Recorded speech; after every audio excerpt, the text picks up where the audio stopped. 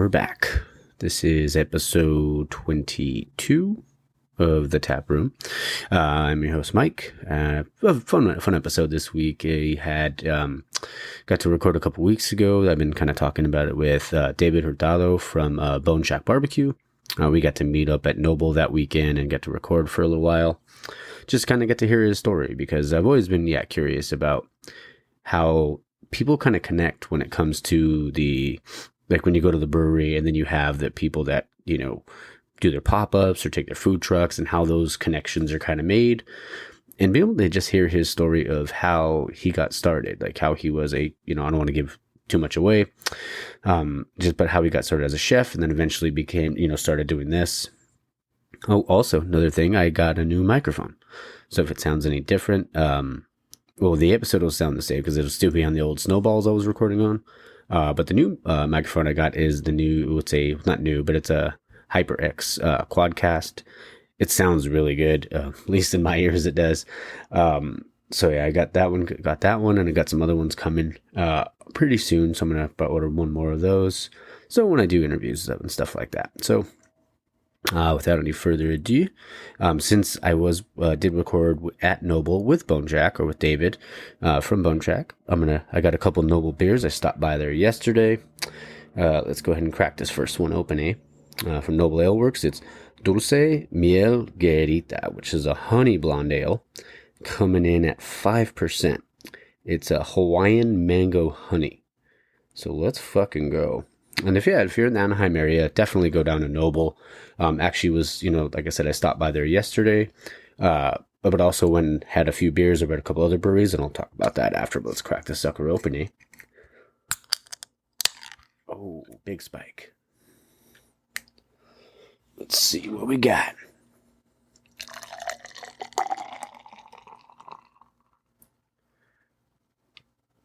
I love seeing the spike on the thing, and the good thing is now, normally before with the snowballs, they were so sensitive when it comes to just touching the surface of anything. Now this one is actually really nice. I don't have to worry about that so much. But let's talk about this beer. Let's give her a drink there, Even on the can it says try me. It's pretty awesome. So here we go.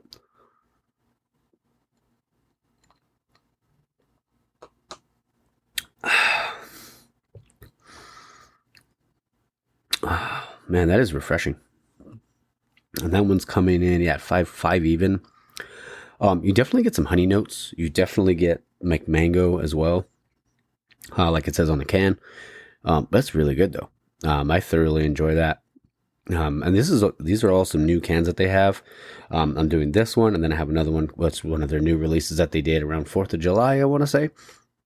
But this is really, really good. I'm going to give this, let's see, I'm going to go teetering between an 8, 8.5. I'm going to go 8.2. 8.2 it's a really solid score. It's a really solid beer. If you're looking for something a little on the lighter side, because it is light, kind of like has a good kind of color to it, almost like it's going to sound stupid, but that does really have that honey kind of look, where if you poured this in a honey jar, you probably think there was honey in there, because it looks like it looks kind of thick, but it's not at all. It's really light. It's super refreshing too, especially because it's been kind of hot in California, and I'm sure there's people all around the world that are like, okay, come on, Mike, it's fucking gorgeous there all the time, and it is to a certain extent, but us Californians can't handle the real heat. But it's like I said, this is really good. I'm gonna give it an 8.2. Definitely solid beer, and pick one up.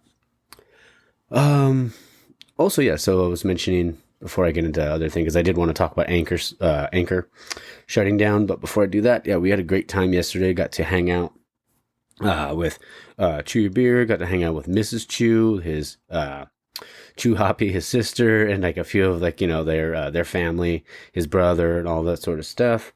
Also, we did a couple bonus beer reviews. I did that with just some people. With them at Unsung. Also did one with his brother-in-law at Monkish, and then we had just some guy named Jose. Got to meet him down at Everywhere over in over at Orange. Super nice people. Obviously, everybody's really cool, and got to getting to have a beer with Chew was a good time. But yeah, we had a blast. Let's go ahead and get another drink of this.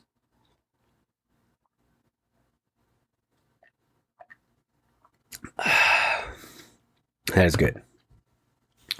But yeah, we had so much fun. Just being able to, hang out, have a few beers, and just have a good conversation. So that was a lot of fun. Yeah, so I went to Unsung. Tried to see Mike, but he wasn't in there for the day. Gotta hang out with that guy soon. Also went to to Monkish and then Everywhere.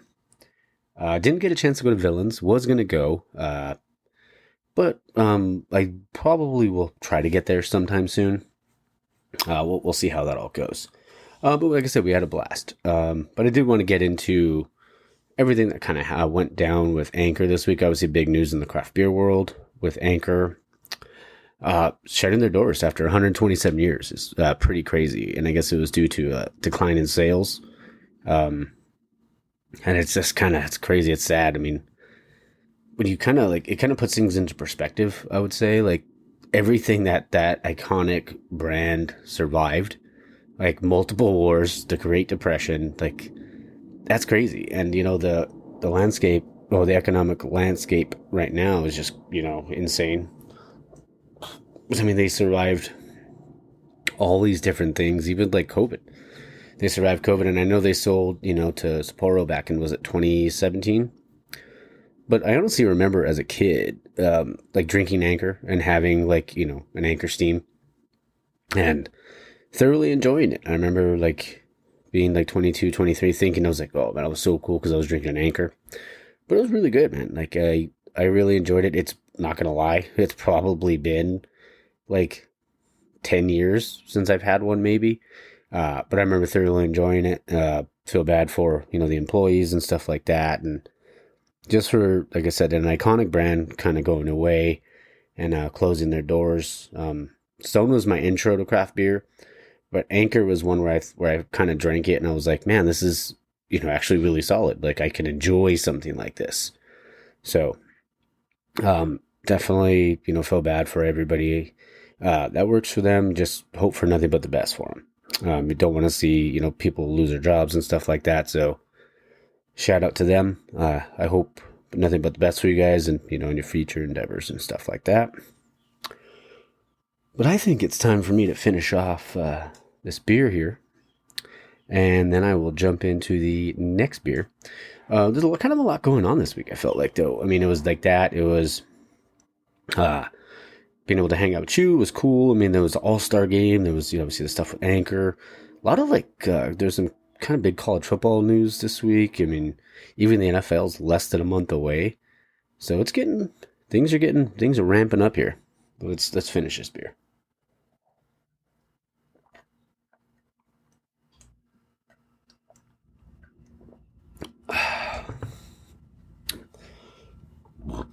Excuse me. Let's talk about the Derby. Yeah, let's talk about the Derby and the All-Star game before I do jump into the next beer. The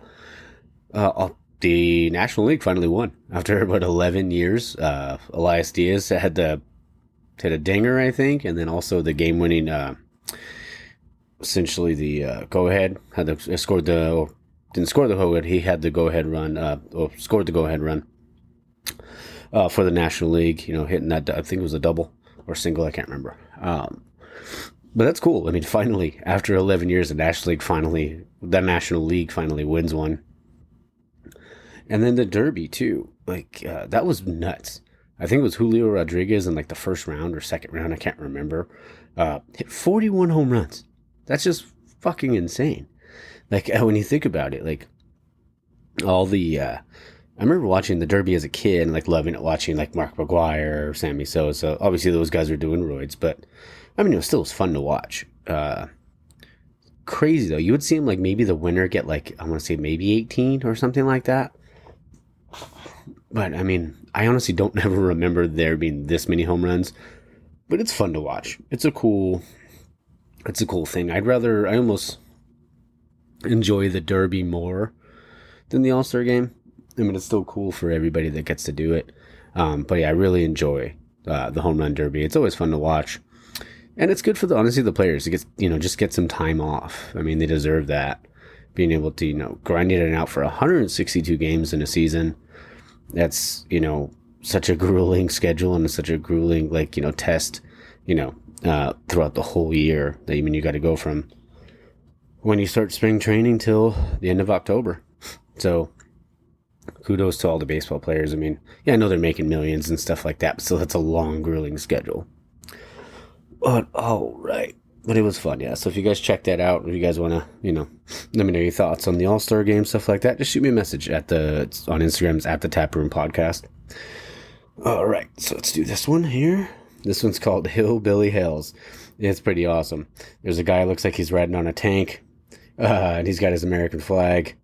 The other guy's got looks like a American, looks like, I don't think it's overalls, but might be like a denim vest there with some American flags on it. This is a Hillbilly Hells American Light Lager, coming in at 4.5%. Let's see here. Yeah, brewed canned in Anaheim. Yep, that's right. Let's see. It says America.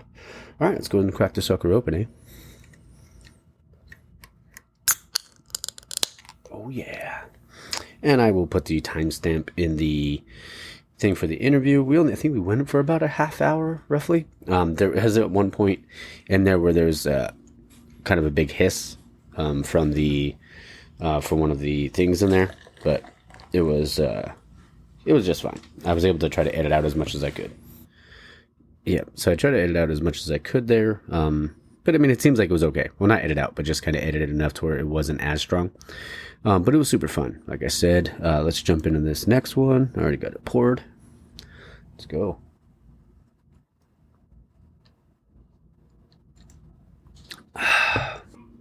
Yep, I'm going to go in there for another drink here. Let's go.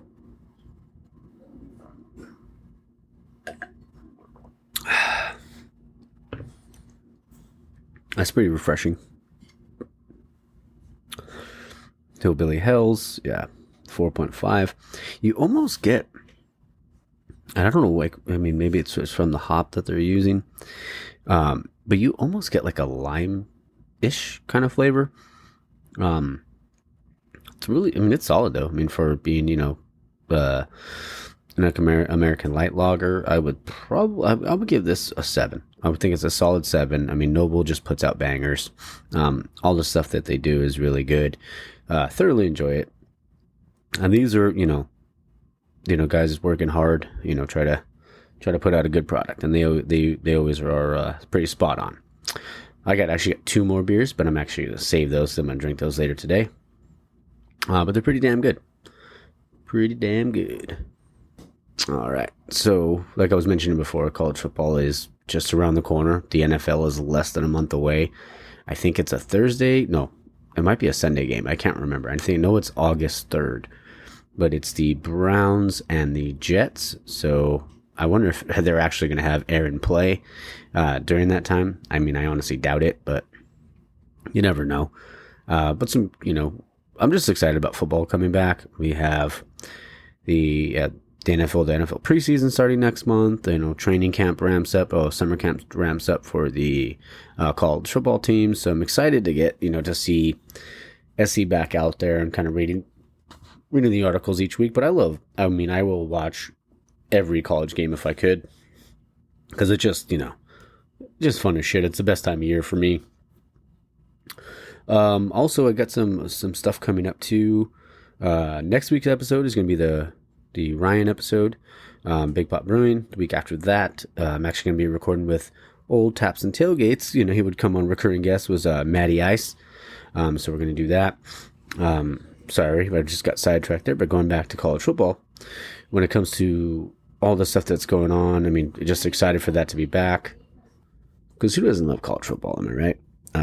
For me, it's everything. I love the tailgating aspect of it, the, waking up early on a Saturday morning when there's a big game that day, and, going over to Gunners. Sure, you all know who's my uncle. Going over to his house, getting that smoker going around 5 a.m, tossing in that pork butt or pork shoulder, or whether we're doing ribs or we're prepping other meat. Like, anything. I mean, I love that aspect of it. Nah, who doesn't like to have a beer or two at 9 a.m. For college football season? But I mean, I miss going to the Coliseum, being able to just enjoy the time with the boys and whoever. I mean, anybody, like everybody that would come with us, like Kyla or whoever's gone to the games with us in the past. But it's been years since I've gone to an SC game. It's gotten to the point, I think, as you get a little older. I mean, I'm not old. I'm 36. But as you get a little older, I just enjoy watching as many games as I can. So if I can watch, I can watch one game when I'm there. Unless we take the TV and we have the generator going or something like that. But I guess just being at home, lighting up that grill, having a brewski in the morning, keeping an eye on the food or prepping other food, stuff like that, and be able to watch the games. And then on Fubo, I think if you have Apple TV, if you have a big screen, because I think I have a 75-inch TV, but if you have that big screen, you can set up Fubo through your Apple TV device, and you can have 4 screens going. You can have 4 games going on the one screen. And if you have a big TV, it's fucking awesome because it looks like you have it looks like a sports book. And who doesn't like betting on sports? And if you don't, sorry, but I mean, it's awesome.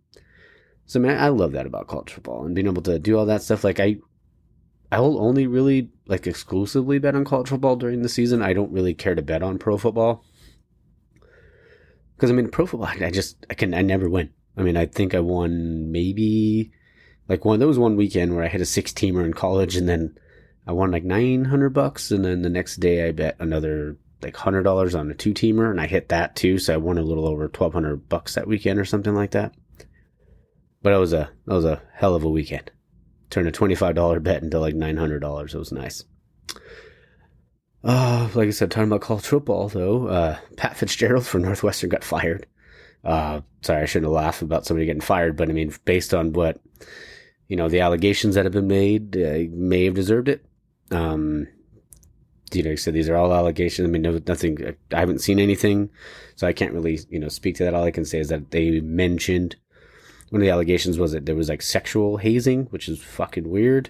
Hope that wasn't the case, and I hope whoever had to go through that is able to get through life and be okay, because that's pretty fucked up. That was the crazy thing this week, and I know Saban's kind of been going off a little bit too, but and I was kind of Jizzy's a Bama fan, so I kind of have a soft spot for Bama for him, but we'll see how it all goes. And I kind of want to, for when college football starts, I do want to have an episode specifically about that. Also, to when episode 25 comes out, that one I'm not going to do an interview. I'm just going to do a retrospective in a way, talking about my favorite breweries that I've gone through within the first 25 episodes, maybe talking about my favorite guests that I've had, stuff like that, my favorite beers and all that good stuff. So I'm excited about that, being able to just talk to you guys and, here, listen to your feedback and just enjoy that. Did also have, because I need to finish this beer here, but I did want to talk about I did a little thing this week, just asking about some of your favorite drinking games. There was some funny ones. I was like, what the fuck is that? But let's see. When I put, what are your favorite drinking games? I had one of them was called Rage Cage. I was like, what the fuck is Rage Cage? Beer pong was a big one, obviously. Beer pong and I think King's Cup were the 2 main ones. This one was pretty funny. This is the one where I try to drink as much as possible. Awesome. Chew Your Beers at Texas Hold'em. Brewski ones that say Rage Cage. Yeah, and then we have a lot of them that says King's Cup is always fun. But I always remember the rules when I'm drunk, never sober. That sounds about right. But just I always want to get you guys involved with stuff like that. So it was always, I think mine would probably be quarters, probably. I love quarters. I know me and Chew talked about it a couple weeks ago, but quarters is probably one of my favorites set in beer pong. And then in Drunken Smallville. So if you guys remember that, if you guys want to know what Drunken Smallville is, just send me a message. I'll send you the rules, and you'll be able to have a good time. But I think that's all I got when it comes to their stuff, all the other kind of stuff I wanted to talk about this week. So I hope you guys enjoyed the episode. This one probably will be on the shorter end of the, what do you want to call it? Shorter end when it comes to the length, I guess. I don't know. I'm all over the place today. Hope you guys enjoyed the interview. Like I said, follow on the Taproom Podcast. I'm going to put the bonus beer reviews at the end of the episode. And then I'll come back for the Bro Code article of the week. The Bro Code article of the week is making a comeback. All right, so enjoy the interview, guys. All right, guys, we're back in the tap room. I'm your host, Mike. I'm here at Noble Ale Works over here in Anaheim. You guys know. Everybody knows this is kind of my my home brewery. I feel like because I'm always hanging out with the boys. But I have a very special guest on the show today. I have David Hurtado from Boneshack BBQ. We got a fresh beer. Thanks for being on the show. Oh, thank you. Cheers. Cheers. Yeah. Oh, that's good. Yeah, David, I really appreciate you being on the show. I mean, I think we kind of started chatting a little bit back and forth, like DMing, like, I don't know how many months ago it was, but I mean, it was like, I know you were working on everything and your pop-up, and you have obviously a great barbecue spot, great barbecue pop-up. And how long have you been doing that for? I've been doing barbecue pop-ups for, I want to say going on to 3 years now. So since 2020. Okay. And if you guys hear me chewing, it's because of, I'm eating I just tried his brisket. Holy shit, that's good. That is delicious, brother. Thank you. Thank you. Tell us a little bit about your menu, or like, let's get into the menu, then we'll talk about like your actual story of how you started Boneshack. Okay. So my menu, I mean, it's just kind of all your typical barbecue meats. I kind of keep it old school. Yeah. Just cooking pork shoulders, and ribs, and half chickens, and briskets and stuff. And my barbecue technique is more kind of Carolina style in the method that I do things. So I use a burn barrel, and in my burn barrel, I burn all my wood logs down into coals. From there, I shovel them into my pit and direct heat. Yeah. With that process, I'm putting a certain amount of coals to where you're keeping a low temperature. Okay. But you're still cooking the product and not scorching the meat. Yeah. And I think that's probably one of the hardest things that people can't do, you know? For sure, it's like you're used to putting some sort of heat under the meat. People automatically think you're going to start grilling. Oh, yeah. But I'm only running temperatures at like 220. Yeah. I always think of, because I think I mentioned to you earlier, like I only ever really use a pellet grill. But to me, it's crazy that, like, how you guys could just maintain temperatures with that. I mean, pellet grill's easy, right? Yeah. You just put it in the thing and then set the temperature and you walk away. Yeah, I feel like maintaining those temperatures is way harder, obviously with what you're doing. But like I said, with a pellet grill, you just go in there and press the button and you walk away. Yeah. But it must cost, like, you must have to, it's just constant attention, right? You have to make sure that, you're keeping temp at. How often do you have to go in there and, obviously add more coals, stuff like that? Like, it varies. I mean, it all depends too on the type of airflow that you're having. Yeah. I mean, it can go from shoveling coals every 15-20 minutes to maybe close to an hour. Wow. And sometimes you don't even have to shovel in coals. Sometimes you just get in the pit and kind of stir stuff up around and get those embers glowing again. Oh, for sure. So it's really, I mean, you're just playing with fire. Yeah. Is all you're doing. All all you're doing is just playing with fire. Yeah. It's like being a pyro when you were a kid. Yeah. Lighting fireworks. Pretty and much. Stuff like that. That's cool, man. And so you started Boneshack, you said in 2020, right? And you were a chef before? Yes. Prior to that? Well, where were you working? I was working at it was a wine bar, and it was in Seattle, Washington. It was called Purple Wine Bar Cafe. Okay. And they had a really big selection of wine and a lot of imported wines. And we even had like different types of sommeliers, and part of our menu was regional, and a lot of our food kind of went with the different parts that the wines came from. So some of our dishes would be kind of like like a Spanish tapas style. Okay. Some of it will be, French style or Italian or something. Anything that goes with the wine, really. Yeah, so like different types of food pairings and stuff like that? Yes. And how long did you do that for? I was there for a year.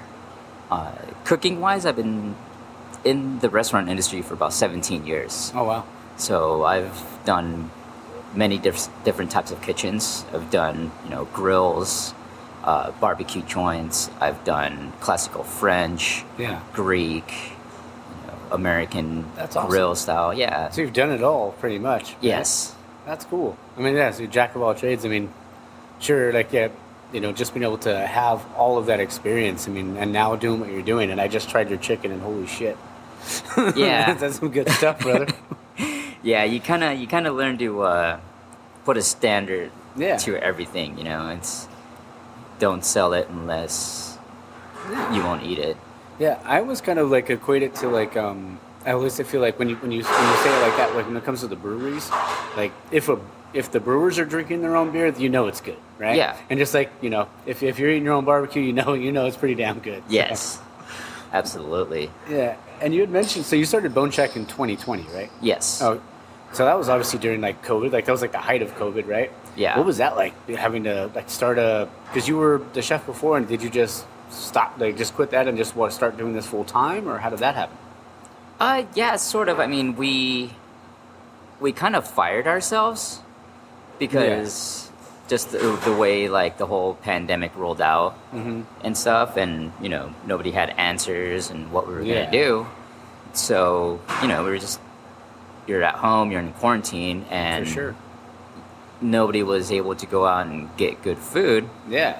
And so I was like, well, hey, I'm going to start, do it home style and pop out of the backyard and, start selling some food to some friends. This and that. Word got around and social media, and next thing you know, it grew on to doing, actual like little markets.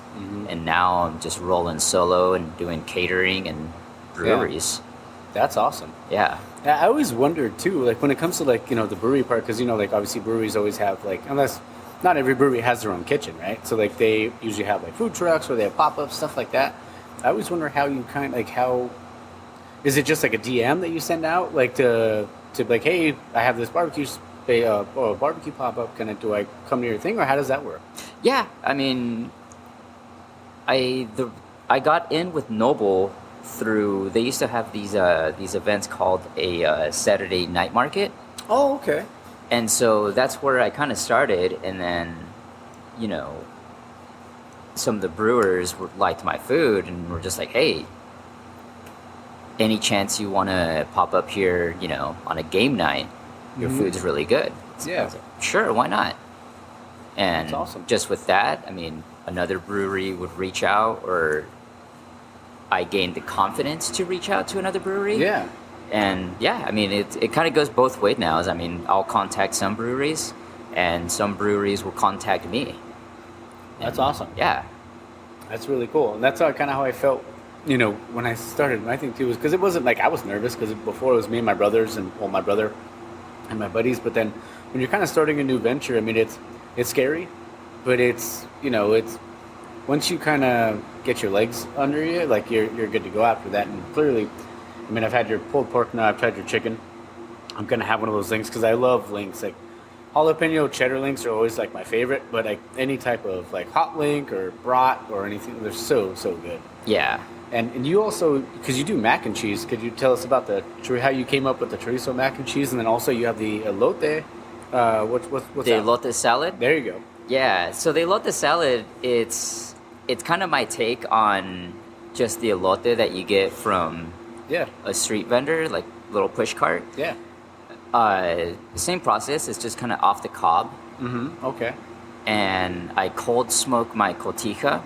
Oh, nice. And then I actually smoke the corn too, kind of get a little smoky flavor to it. Yeah. And I take all the ingredients and just mix it together and serve it chill. And it's funny because I kind of came up with that with that concept, like after a pop-up, and it had sat in the fridge overnight. And the next day, I'm just like, oh, I'm gonna eat some leftovers. Yeah. And I didn't feel like reheating it because it was already mixed with the mayo and stuff like that. And I ate it cold, and I'm like, hey, wow, this is actually really good cold. Oh, nice. I'm gonna start serving it like this, you know? Yeah. Like, just call it a elote salad. That's cool. I mean, and sometimes like things like that just kind of, by sheer like happenstance or coincidence, like you're just like, oh, I'm gonna try it like this, and boom, and then now it's, now you're selling it on your thing. Yeah. That's awesome. I'm gonna try the chorizo mac and cheese. I'm just grubbing over here while you're talking. So, oh no, sorry. Please, no, don't be sorry. Enjoy, please. Holy shit! I'm gonna keep saying it probably for the rest of this episode, but that's delicious, brother. Thank you. Your brisket is delicious. Pulled pork, the chicken. I haven't tried the ribs yet. I'll get to those in a few minutes. But so I remember you telling me, you said you were barbecuing, right, with your buddy. That's how you kind of got the idea to start Boneshack? Yeah. We were in the backyard, and it was like just pitching ideas. And I was like, hey, when I was living up in Seattle, it was really hard to find Mexican food and good tacos. Mm-hmm. And so I had the idea up there. I'm like, well, maybe I'll start a little taco cart. Keep it old school. Not a truck, but just a cart. And so moving back here and having a little cookout with some friends and just chatting it up, you know, one of my best friends, he's a chef also. He was just like, man, he's like, forget the taco game right now, you know, like it's the barbecue game. Oh, for like, sure. This is what's going on. And he kind of beknownst me on just how it's grown. And I'm like, wow. He's like, you should jump in it, man. He's like, you have it. He's like, just because growing up, we barbecued so much. And he's just like, dude, he's like, just do it. Just try it. Yeah. And I did it. And I did it again. Yeah. And I did it again. And here I am still doing it. That's awesome, man. And like, there was kind of too, like when you start off, I feel like with barbecue, like there's always that trial and error kind of thing because you're trying to hone in your thing. But clearly you've done that now. I mean, now everything's like spot on and perfect, and everything that I've had that you have tried is so freaking good. Thank you. Yeah. And I was like, cause so like for craft beer too, were you always like into craft beer, or like how did, like you said, the Noble thing kind of happen with the brewers? So were you frequenting like craft breweries prior to starting everything? No. I just, after, the whole Noble thing, like to me, it made sense. Yeah. I was like, you're having craft beer. Oh, for sure. You drink beer when you barbecue. Oh, yeah. And it just kind of goes in hand. And yeah. So I was like, all right, cool. Well, I like beer too. So, after getting contacted with Noble, it kind of opened up the doors and really like looking and seeing how many breweries were actually around here. And I was just like, wow, like Anaheim has like 13 breweries. Yeah. And it's crazy. Mm-hmm. And they're good. Yeah. It's crazy because they're not a lot of them have kitchens either. So, no. I mean, it's like, it's perfect for like something like that when you can, you come and you can pop up. Like, I remember we went to Everywhere not that long ago, and it was like we hadn't been there yet. We tried it. I just looked over and Beto was eating the rib. How's the rib? Yeah. I haven't tried that one yet. But just being able to all they dip with all the different breweries, you can, there's so much room for opportunity there. And especially, I feel like the craft beer community too, just in general, they're so welcoming. Like, I remember the first time I talked to Josh here, and he was just like, hey, would you be interested in doing that? I was like, dude, he messaged me back within maybe 15 minutes. He was like, yeah, let's do it. So we recorded together, and now we've kind of made that connection with you now. And being able to just, get to try some of your food and just be able to, have a beer together. Yeah. All that sort of stuff. And to me, that's what I love about the craft beer community. It's so awesome. Yeah, it's kind of become a really cool little culture. Like, I like the idea of, a brewery just allowing a food vendor. I mean, why not? You're going to get hungry while you drink. You want a snack. Get the munchies. Absolutely. And you get to benefit from that. So perfect. And personally, it's better than being outside of a bar. Yeah. Oh, and, for sure. Dealing with a bunch of whiskey drunks and stuff like that. I was one of those guys. It's like yeah, I mean, it happens. You drink beer, you get happy. Oh, for sure, yeah. Compared to, definitely other stuff, it's kind of, can get a little get a little dicey sometimes. Yeah, for sure. absolutely. Do you have a favorite style of beer that you kind of try? I know you're having a Michelada right now. This is actually the pickle beer that they have. Oh, okay. Yeah, I think I saw that with on a little the menu. tahini rim. Oh, nice. Yeah, Veronica, she loves pickles. I'm a pickle anything. I'm not a big pickle person, but I make those pickles from scratch, by the way. oh, yeah. And I told her about that you and I had kind of planned this, and she was just like, so barbecue and beer. I was like, yeah. She was like, let's go. I was like, all right, there we go, perfect. Awesome. Because one thing I love about her too is because she will always she's super supportive of this part. I mean, it's like a lot of my Saturdays are busy because of the show, or a lot of my Sundays are busy because of the show. But she's like, all right, but she loves craft beer too. Yeah. And loves good barbecue. Yeah. So to just have that support is it's always good. Absolutely. And clearly you have your family with you. You have your brother, and shout out. And your brother's name is? We can give him a shout out. Jesse. Jesse, and his son. Yes. Yeah. Jimmy. There we go. Oh yeah, because you almost introduced him as Mike. Because yeah. people always ask me because I go by Mike on the show, but my real name's Jonathan. So people are always like, oh, is it Mike or Jonathan? Like, it doesn't matter either way. My brother calls me Mike, even though my name is Jonathan. Yeah. Yeah. But man, I don't know. I love doing stuff like this, being able to just talk and have a beer and just enjoy one another's conversation, and obviously just be able to try your food is, I'm super appreciative of all this. And one thing I love when barbecue is good too when you don't need sauce on it. I mean, sauce adds the extra part to it, but when barbecue is good, you don't need sauce. No. And that's fire. Yeah. Thank you. Yeah, I saw that. I remember seeing that post you had of you were using the shoulders. Oh, the blades to break up the pulled pork. I was like, hot damn. Yeah. I showed my uncle and he was freaking out. Just chop it with its own shoulder blade. That's awesome. That's how tender it is. Yeah. And how long is your typical smoke? How long do you do it? Or depending, I know it's different for each meat. So. Yeah. I mean, I always do my shoulders and my briskets together. Yeah. Depending on the load in the smoker, it varies from 10 hours to about 13 hours. Okay. And then I let the meats rest for an additional 10 hours. Oh, nice. So okay. So you're pretty much dealing with about a 20-hour process from the cooking to the time it gets served on your plate. Yeah. It's been about 21 hours. Wow. And still, yeah. Yeah. Still nice and warm and. Oh, for sure. Yeah. Yeah, because like I said, I'm a cheater. I use a pellet grill, but when I do a pulled pork, it's usually depending on the size too. Because sometimes, do you ever hit because I know there's the stall, right? Does that ever happen? Does it happen often, or because it's happened to me a couple times. I remember when it first happened, I was like, why isn't the temperature going up? What's going on? Yeah. Could you for the listeners, could you explain what the stall is or what that means?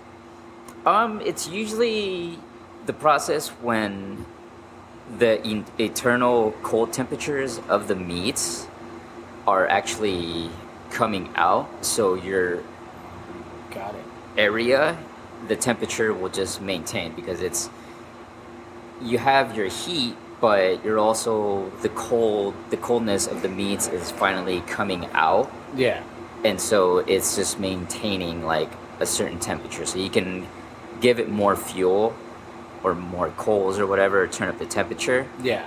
And next thing you know it'll jump 20, 30 degrees more because it's your cold moisture is already out. And now everything's really hot. And you're like, oh, crap.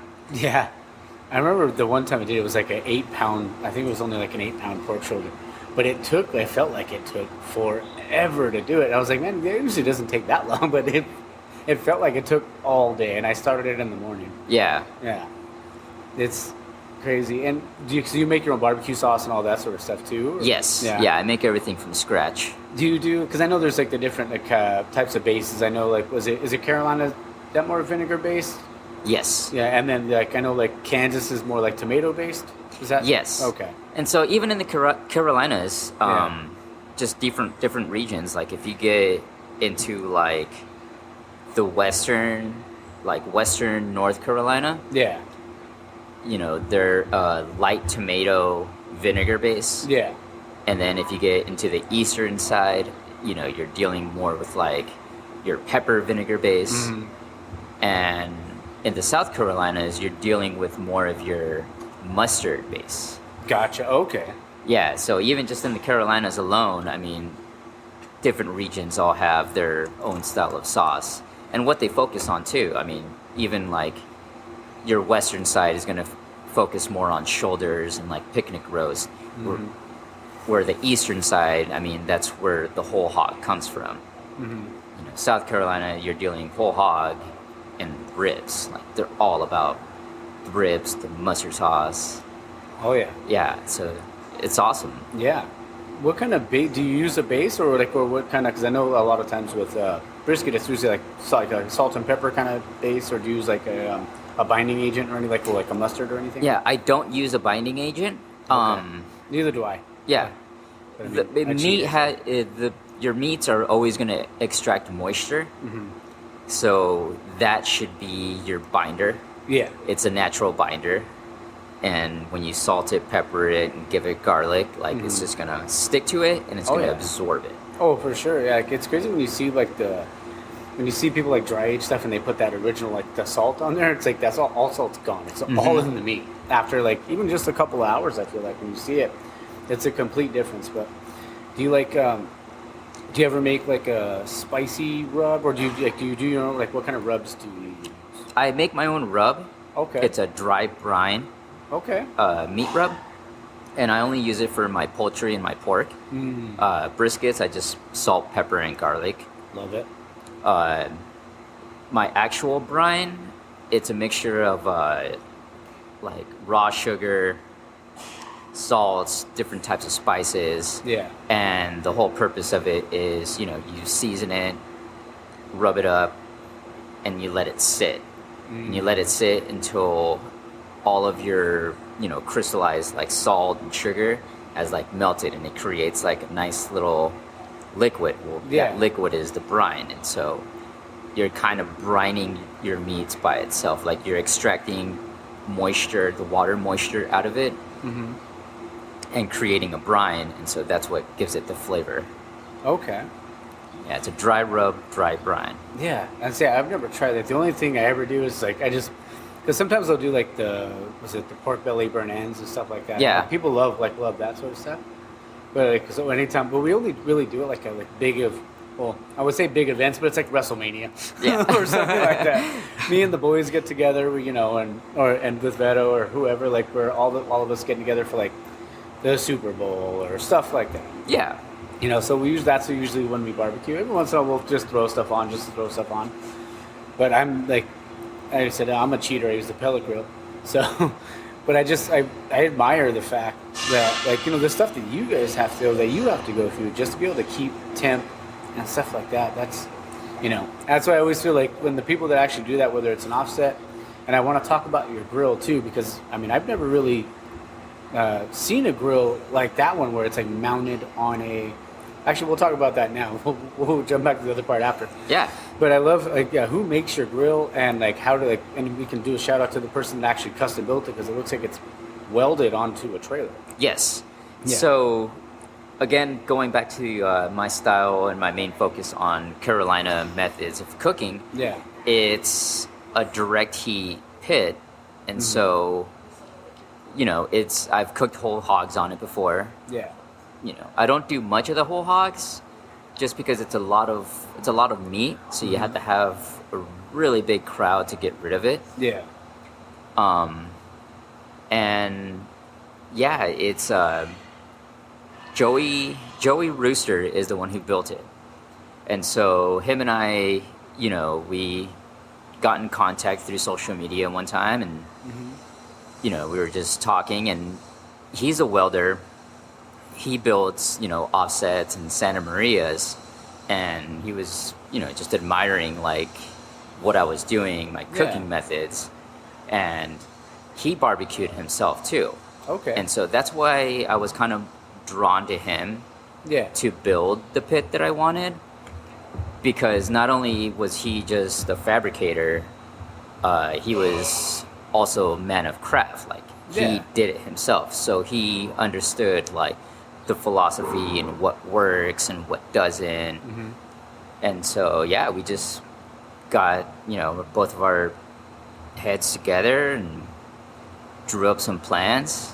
And I was just like, dude, nobody on the West Coast builds this style of pit. I think I told you when we were out there, I was like, I've never seen that before. No. Yeah, that's awesome. Yeah. Because it's no longer having to like unload or anything, or making them, because those suckers are heavy. I mean, just trying to pick one of those suckers up, you're gonna need your whole, like, your family out there to be able to do that. But it's already built and set up and perfect. Like, you don't need to pull anything off a trailer or anything like that. You just ride right up and you're good to go. Just park it, unhitch it. Yeah. And lock it down where you want to be. That's awesome, man. And because I think I even saw that because you said his name was Joey Rooster? Yes. Okay, because I saw the thing that said Rooster Pit Co. Yeah, Rooster Pit Co. That's awesome. And you said, where are they based? He's based out of Cyprus. Okay. Yeah. So he's local. Just up the road, yeah. Yeah. That's awesome. And so he's doing that out here. And because like I said, I've never seen that. So, I mean, huge shout out to them. I mean, do they have an Instagram by chance? He does. Okay. Yeah, it's rooster.pit.co. Okay. Remember that because I'm going to forget. No, I'm just kidding. I'll remember. And plus, I got a picture of the name on the Rooster Pit Co. on your grill. That's awesome. And I mean, and I love doing stuff like this, especially like something, being able to just sit down in a brewery, enjoy some food, have a genuine conversation, and be able to hear your story. I mean, that's cool for me, man. And I really appreciate it. And just keep doing what you're doing. Thank you. And I appreciate you taking the time to chat it up with me. This is my first time doing it. Yeah. So.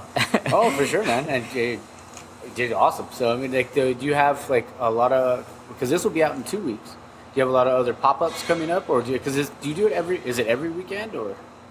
Not every weekend, but the month of July, I do have a good number of pop-ups. Okay. July 8th. Okay. I'm going to be at Syncopated. Okay. Down in Long Beach, just behind the Long Beach airport. Oh, yeah. July 15th, I'm going to be at the Suavecito store.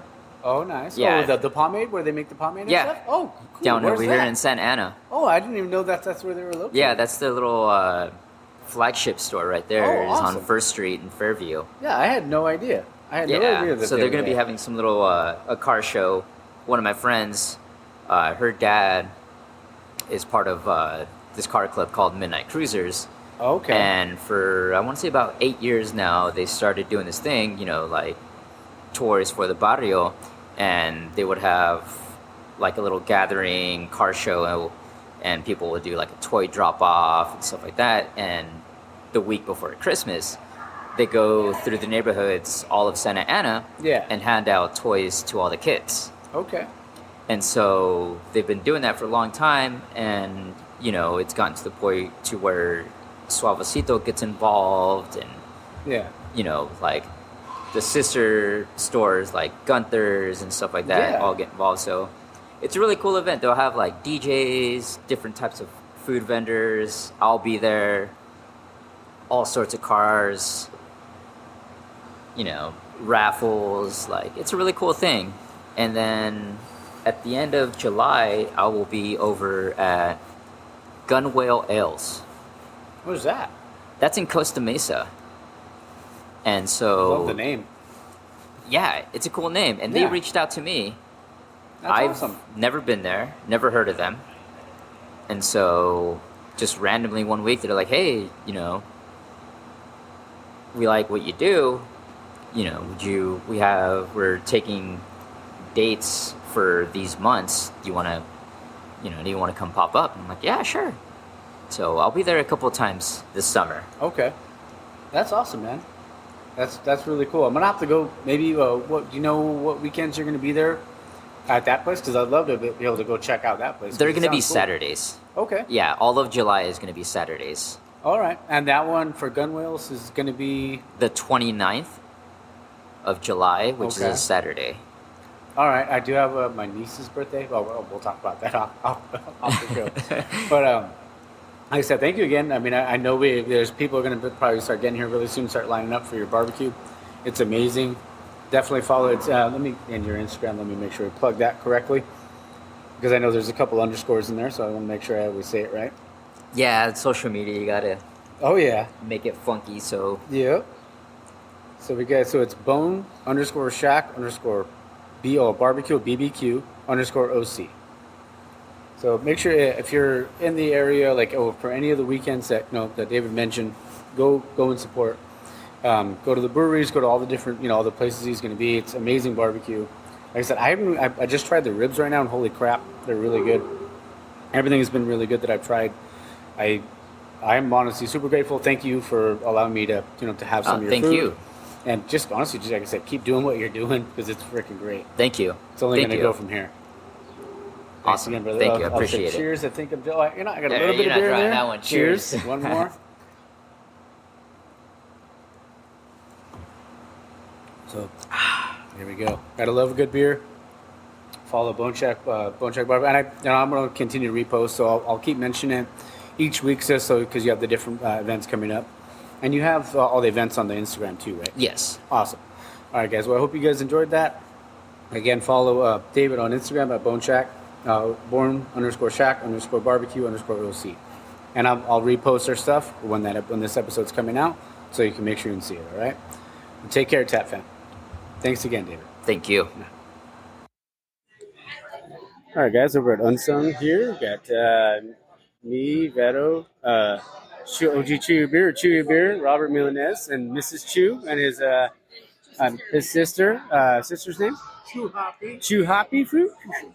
All right, we're all drinking 13 Plato. Is it Czech Pilsner? Czech Pilsner. 6%? ABV is 6%. I don't call it 13 Plato. I call it Sureño Plato. There you go. All right, so we're going to do a little taste palate. So we're going to see what craft beer enthusiasts think of the beer and people that are beer drinkers. So, let me see.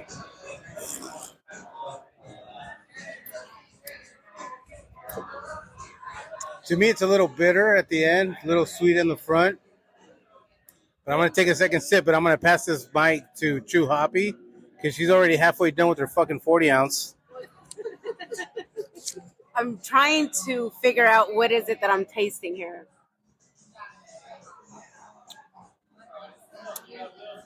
I get the bitter. I get a little bit of the dryness at the back of the palate. A little sweet. What would you rate? If you had to give it 1 to 10? 1 to 10?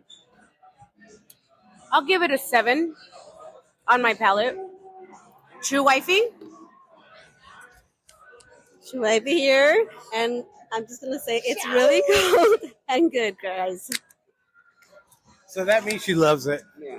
All right, so I'm going to take my second sip. Here we go. Size, homie.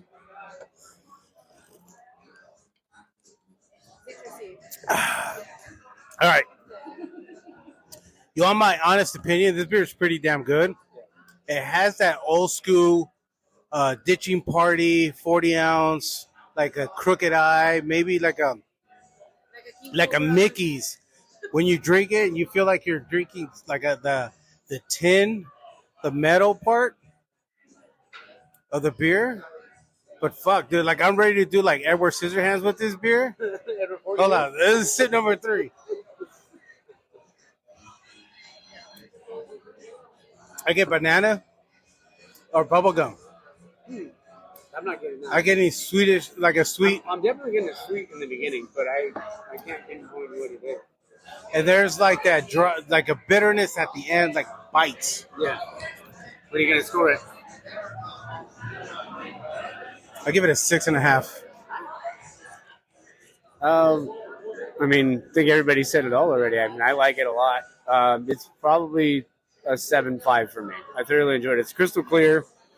You do get like a hint of sweetness in there. It is a little bit bitter, but I love the bitterness. So I think 7.5 is a fair score. But we're hitting monkish after this, so you guys might get another second beer review. We'll see how it goes. Sure. Oh, actually, Beto got the Wild Bunch Sour. What do you got? What is it? Wild Bunch Sour. I think it's like raspberries, schnozberries. I don't know. I'm just kidding. Dingleberries. I don't know. I don't even know what percentage it is. Go ahead. I'd give it a 7. All right. Well, there you go. Well, then we'll go. Just kidding. My name is Ralph. I'm trying the Flying and Falling Imperial Stout with vanilla bean, coconut, and coffee. It's a 12% at Monkish Brewing.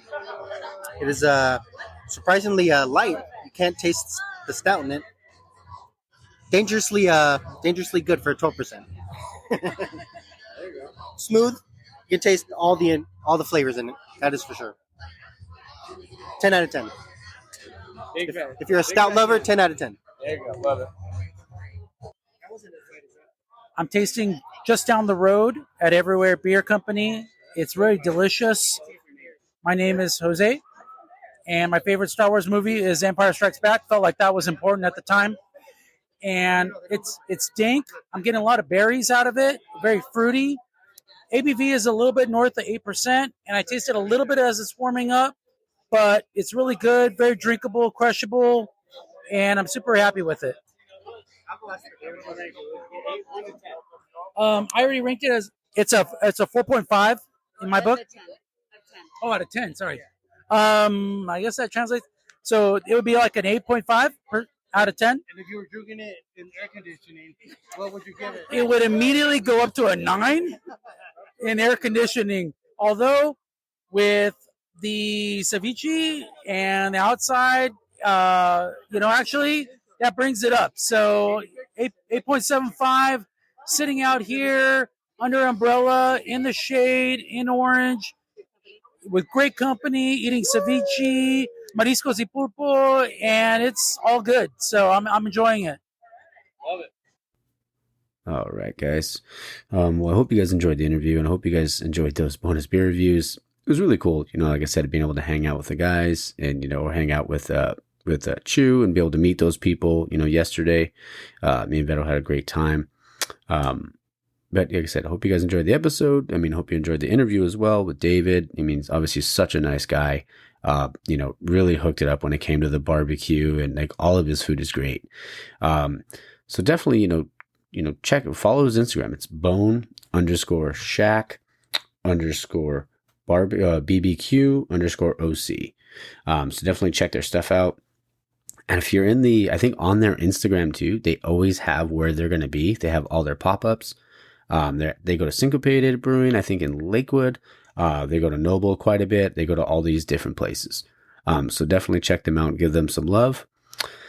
But all right, that is good. Like I said, this episode is going to be on the shorter end, just under an hour. I'll put all the timestamps in the description and then also on the post. But we're going to end the episode like we normally do, except for I know the last couple weeks have been different. This is the Bro Code article of the week. And Article 26 reads, unless he has children, a bro shall not wear a cell phone on a belt clip. Hope you guys enjoyed the episode.